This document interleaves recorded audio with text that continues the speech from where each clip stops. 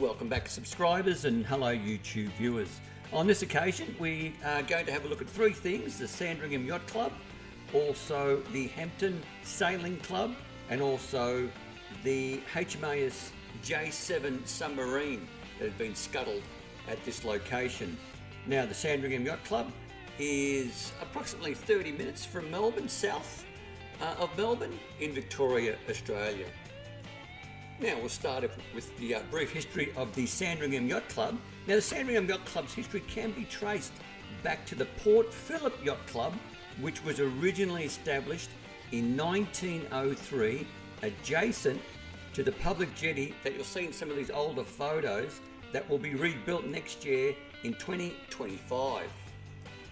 The present day club burgee, which is that little flag that's sort of shaped like a triangle that they have that represents the club, was the original burgee for the old Port Phillip Yacht Club, founded at Picnic Point in 1903.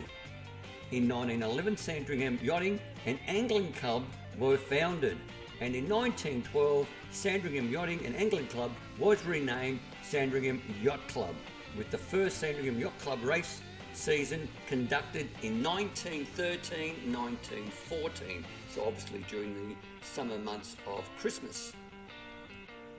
The club burgee has been flown for over 121 years, which is the longest continual use of any burgee on Port Phillip Bay.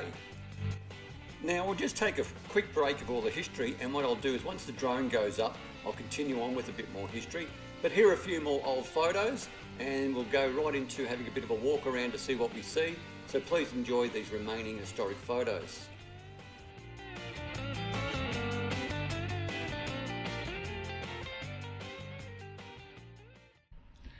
So here we are at the Sandringham Yacht Club. We'll have a bit of a walk around. It's a beautiful morning. It's just after about 7:30 in the morning. Jumped in the car, had nothing better to do, so I thought I'd come out here and get some footage. So let's check it out. So this is your view from the car park. A lot of dog walkers out this morning, and people preparing their boats to go out. It's a really nice morning. Now, I'm not sure if you can actually see this, but there are quite a number of container ships in the distance making their way to Port Melbourne. I can see at least one, two, about 4 or 5 out there. Not sure if the camera can pick it up though. So there you go, very good. So yeah, once again, beautiful morning, just after 7:30. I can see a few fishermen out there as well. Let's keep wandering around. Now here's a little notice for the Rakali, and it's the Australian water rat, and they're supposed to live around these areas along the foreshore, and they are protected. I haven't seen one yet. They're about 60 centimetres long, so the length of 2 school rulers is how big they are, so that's quite large. So in the backdrop you'll see all the yachts, and let's see if we can make our way down there. Not sure if it's off limits to the public or is it just for the Sandringham Yacht Club people, but we'll have a look. I'm sure I'll be told if I've strayed a bit onto their area without being a member. So here we have a bit of a closer look at the marina. Looks like someone's going out for a bit of a cruise. There are some colourful names of boats that I can see. And once again, this is where they have that submarine that's pretty much submerged. There's not too much left of it, but nonetheless, it is there. This looks like one of the first sailboats to go out. If some have already gone out, I haven't noticed, but seems to be the first one I've seen. And it is a great day. It really is. Once again, just after 7:30 in the morning. It's got a slight breeze, I know nothing about sailing, not going to pretend that I do, but it looks like a very relaxing sort of hobby or experience. But somehow I don't care for all the maintenance involved. I think it's a lot of maintenance and a large expense. So once again, just a reminder, if you are coming out here for fishing, there is a bit of a regulation whereby you've got to bring in your lines if a boat goes past. But it's good to see that it is free to come out here and fish here. I'm pretty sure you still need a license these days to fish, and I think that's a pretty easy license to get. I think it's more of a formality. You pay a small fee, you can probably do it online, but once again, double check.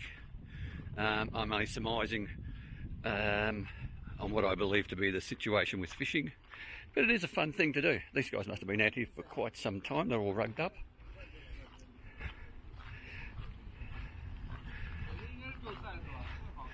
But very good.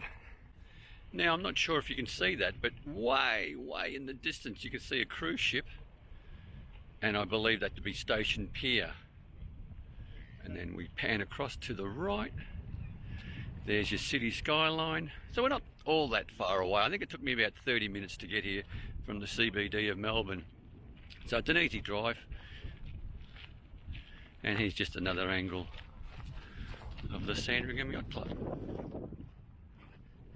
Now once again, I don't know if you can see that in the middle of your screen, near that yellow buoy, there's two people. They could be scuba divers, or they could be those swimmers that like to come out early in the morning, regardless of the temperature of the water or the atmosphere itself, and go for a quick dip. I think they're called icebergs or something, some sort of terminology like that. More power to them. I couldn't do it. But once again, I'm not sure if you could live on these boats, but I'll tell you what, for an Airbnb experience, that little boat there, I'd pay money to be on that for a couple of nights.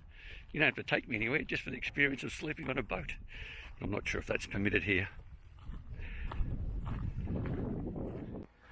Now I might have to correct myself here. I just assumed that sign there stated that it was the Sandringham Yacht Club, which I guess it is. But then I've got a sign here saying it's the Hampton Sailing Club. So there might be two clubs here. So you've got the Hampton as well as the Sandringham all in one.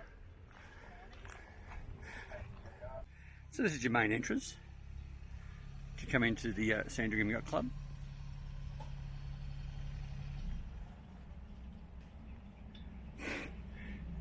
It's not quite 8 o'clock, getting very busy. Now I've just parked at this lower car park. Probably get you as close as you can to the foreshore or the beach. The kiosk is now opening up, which is great. There is kayaking, so if you want to go kayaking, they're now open. So it looks like 8 o'clock is when everything starts to happen. And you can hire a kayak, I guess, and go for a bit of a paddle. The bathrooms are right here, so if you come down to the lower car park, just past the Hampton Sailing Club or the Sandringham Yacht Club, if you can get a parking spot there, that's probably the best bet. So we'll go down this way, get another view of the area, and I think that would nearly do us for the day. I need to find a cup of coffee, put my feet up, and enjoy the day.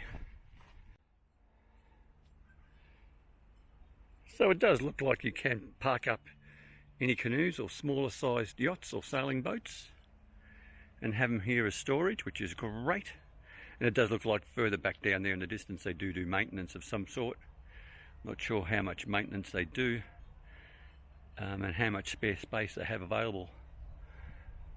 But I guess with the drone footage you'll see what it is. But yeah, it's great. It does look like the pier that was once here, the Hampton Pier, is due for a rebuild, and they're saying autumn 2024, and construction starts early 2025, which is good. I think we might be able to see some of the old photos if I can find one.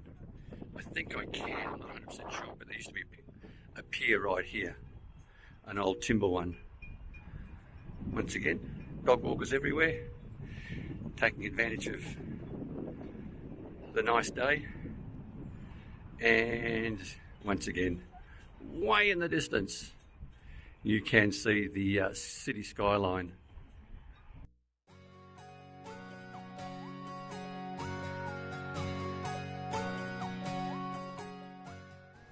Now I'll just jump in here and give you a bit more brief history of the remaining J7 submarine that's scuttled here, and also the Hampton Sailing Club.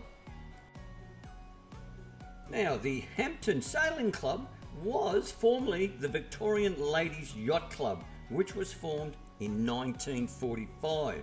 A group of young women involved in the Rangers Girl Guide movement secured a use of an old shed on the Sandringham foreshore. Instead of the shed being demolished, it was formed into the sailing school to become the Victorian Ladies Yacht Club. The women assembled a fleet of sabots, which are basically small little yachts, for sailing training purposes, and the new club prospered. As the membership grew, so did the number of classes of boats that they were sailing. Eventually, the club moved to new premises as its current location to the west of the Hampton Pier in the mid-1960s. With the introduction of equal opportunity legislation in the early 1980s, men were allowed to join the club. And finally, a brief history of the J7 submarine, or the HMAS J7 submarine. So the submarine was launched in the United Kingdom as HMS J7 submarine on the 12th of February 1917. HMS J7 and 6 submarines in total were purchased and transferred to Australia on the 25th of March 1919, renamed HMAS J7 submarines. By the time the J7s were returned to service in June 1922, that's just another 3 years, the cost of maintaining the boats had deteriorated, and the economic conditions saw the 6 submarines decommissioned and marked for disposal. So basically, we bought a bunch of lemons, from what I can read or understand. They were decommissioned on the 12th of July 1922 and sunk on the 4th of June 1926. The hulk of one J7 that we've just seen was scuttled in 1930 for use as a breakwater at the Sandringham Yacht Club. And once again, all the credits and references and the voiceover information, that'll all be in the description below as per usual. So please enjoy the remaining drone footage.